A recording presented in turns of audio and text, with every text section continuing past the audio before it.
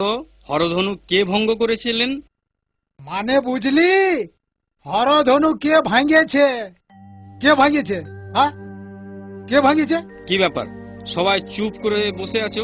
হরধনু কে ভঙ্গ করেছিলেন? বল, কে জানিস, বলে দে। না স্যার, ইয়ারা জানে না।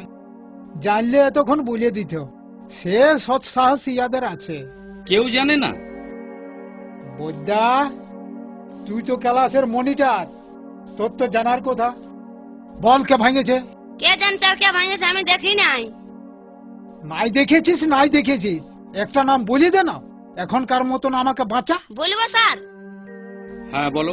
পূজা ভাঙেছে স্যার। নাই স্যার, আমি ভাঙি নাই স্যার। কি পেন্দাই বলছে স্যার, মারি বাপের দিব্যি, আমি ভাঙি নাই। আরে পদা, ভাঙে নি আর মুখের জোর করছিস? হ্যাঁ, না স্যার, আমি ভাঙি নাই, মা কালীর দিব্যি। ভাঙিস না? না স্যার। না স্যার, আমার স্কুলের কোনো ছেলে ভাঙে নাই।